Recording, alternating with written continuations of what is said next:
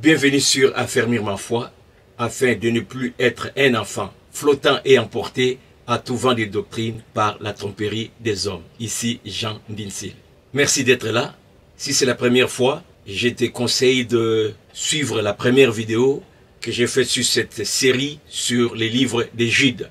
Pour toi qui m'as suivi dès la première partie, eh bien, nous poursuivons. Aujourd'hui, je vais m'attarder sur le verset 5, du verset 5 au verset 7. Je vais vous rappeler, à vous qui savez fort bien toutes ces choses, que le Seigneur, après avoir sauvé le peuple et l'avoir tiré du pays d'Égypte, fit ensuite périr les incrédules, qu'il a réservés pour le jugement du grand jour. Enchaînés éternellement par des ténèbres, les anges qui n'ont pas gardé leur dignité, mais qui ont abandonné leur propre demeure.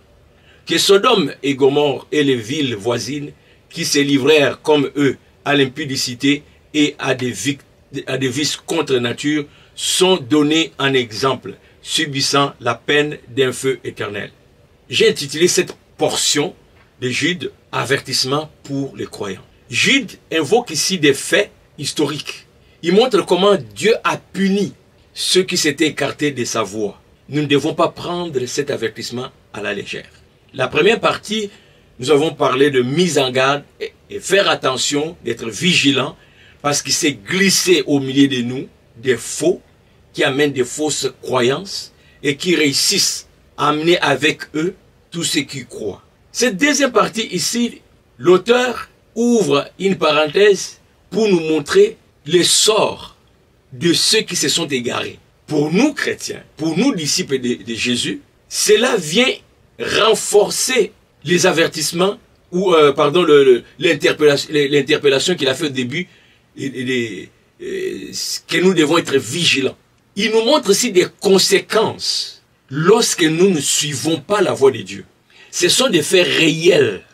Je vais vous rappeler, à vous qui savez fort bien toutes ces choses, que le Seigneur, après avoir sauvé le peuple et l'avoir tiré du pays d'Égypte, fit ensuite périr les incrédules. Ce sont des faits. L'interpellation du début est à prendre au sérieux parce que si nous négligeons cette interpellation et que nous tombons dans la séduction et que nous suivons ceux qui s'égarent de la voie de Dieu, nous allons subir le même sort qu'eux. C'est là la pertinence de ces rappels. Regardons ce qu'a été leur sort. Nous n'allons pas échapper si nous ne prenons pas au sérieux l'exhortation d'être vigilants aux faux docteurs. Ce n'est pas qu'ils viendront. À l'époque où ces paroles étaient prononcées, déjà, ils se glissaient. Il y avait déjà des faux prophètes. Jude va énumérer qu'est-ce qui se passe. J'ai parlé de l'influence des cultures autour qui venaient avec leurs croyances, les Grecs, les Romains. Il y avait beaucoup de philosophes qui enseignaient les doctrines. Tout ça côtoyait la foi chrétienne. Et il y a certains chrétiens qui naviguaient entre ces deux-là. Et ce n'est pas étrange à notre époque. Déjà, nombreux sont séduits aujourd'hui. On les voit. On les voit. Nombreux sont séduits. Mais il n'est pas encore trop tard. Parce que les gens, les faux que tu suis, n'est pas encore châtié. Nous vivons encore le temps de la grâce. Nous devons revenir à la sainte doctrine. Donc ce tableau nous montre les sorts de ceux qui se détournent de la voie du Seigneur. Ce n'est pas du tout agréable. Raison pour laquelle je dois m'assurer que je ne suis pas derrière un gourou. Je ne suis pas derrière un vrai loup qui a mis la peau d'agneau. Parce qu'il m'amène tranquillement vers l'abattoir où lui va mourir. Mais le Seigneur ne veut pas que je meure. Ce qui est arrivé à ces gens-là doit nous servir d'exemple. Dans 1 Corinthiens, chapitre 10, verset 11, l'apôtre Paul écrit ceci. Ces choses leur sont arrivées pour servir d'exemple. Elles ont été écrites pour notre instruction à nous qui sommes parvenus à la fin des siècles. Et je continuerai même au verset 12. Ainsi donc, que celui qui croit être debout prenne garde de tomber. Il faut lire le contexte pour comprendre, mais je prends juste ces deux versets, ça va ensemble avec la préoccupation des Judes. Jude nous brosse un tableau de ce qui est arrivé à ceux qui se sont égarés. Et Paul à son tour dit, ces choses sont arrivées pour nous servir d'exemple. Maintenant mon frère, Si tu lis l'histoire de Sodome et Gomorrhe, tu restes juste dans la position de waouh, waouh, quelle histoire, quelle belle histoire, ou quelle horrible histoire. Et ça ne vient pas influencer ta vie, ben c'est un gâchis, mon ami. Ça doit te renforcer. Tu dois être vigilant. Tu ne dois pas être fanatique. Nous avons des fanatiques aujourd'hui. Les gens qui gobent les enseignements, les prédications de leurs pasteurs, de leurs évangélistes et de leurs prophètes. Surtout maintenant, c'est les fléaux avec les prophètes. Le prophète a dit, il a vu, On gobe ça parce qu'il t'a dit que tu portes un t-shirt rouge, parce qu'il t'a dit que ton sous-vêtement est bleu. Tu dis, bah, s'il est capable de voir mon sous-vêtement, il vient vraiment de Dieu. Alors que depuis le Seigneur Jésus lui-même, il avertit que ces faux vont utiliser un langage séduisant. Ne te laisse pas emporter sans vérifier les Écritures. J'ajouterai aussi un autre serviteur de Dieu dans la Bible, c'est Pierre. 2 Pierre chapitre 2, verset 4 au verset 6.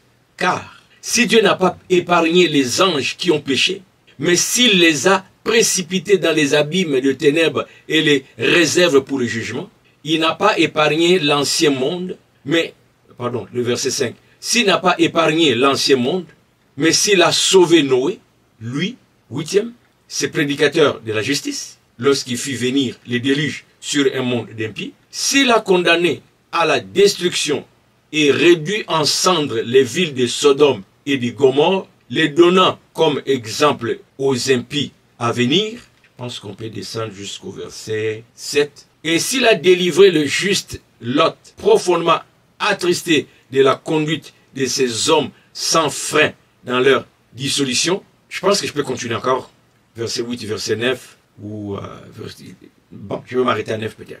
8.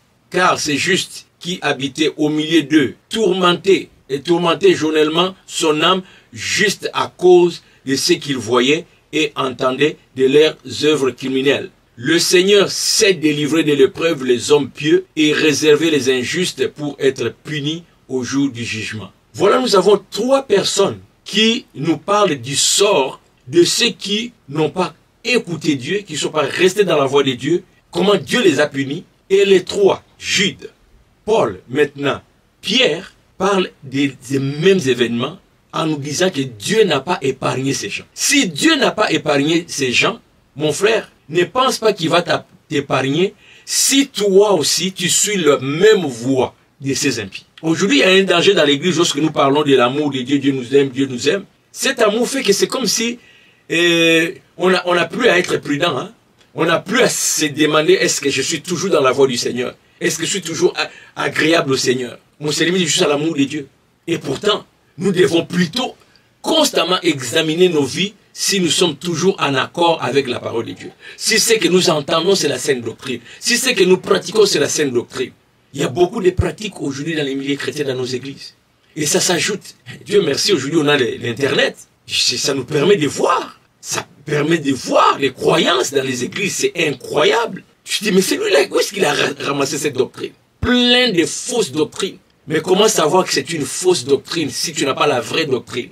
Et c'est là mon souci à travers affermir ma foi.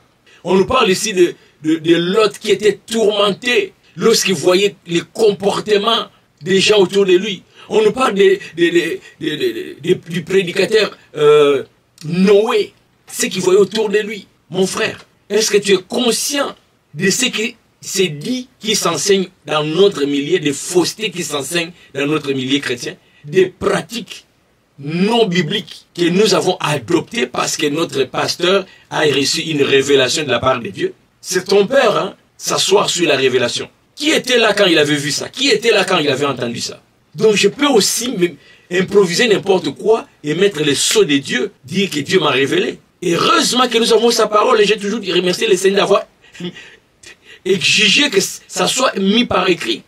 Si tu as suivi la série sur 2 Timothée chapitre 3, verset 16 au verset 17, toute écriture est inspirée de Dieu. Dieu merci. Parce que si c'était juste tradition orale, si c'était juste chacun vient avec sa révélation, ça serait encore pire. Malgré que nous avons la Bible, nous voyons déjà la cacophonie qui est dans les milieux chrétiens. Si tu négliges les écrits, la seule bonne référence, sa parole, consignée dans ces livres que nous appelons Bible, mon frère, tu es perdu. Toutes ces choses leur sont arrivées pour nous servir des témoignages. Nous voyons la fin de ceux qui ne suivent pas la voie de Dieu. Et heureusement, c'est arrivé à eux. Toi et moi, nous pouvons nous échapper. C'est ça les soucis de Jude. C'est ça les soucis de Pierre. C'est ça les soucis de Paul. Est-ce que jusqu'ici, ça va bien? Est-ce que tu commences à comprendre? Est-ce que ça réjouit ton cœur? Ou tu trouves que j'amène une fausse doctrine? Si c'est une fausse doctrine, rentre toi-même dans les Écritures. Va méditer sur Jude. Si ça te fait du bien, si ça commence à entrer dans ton cœur, commente. Fais-moi voir que tu es là, tu m'écoutes, tu me suis.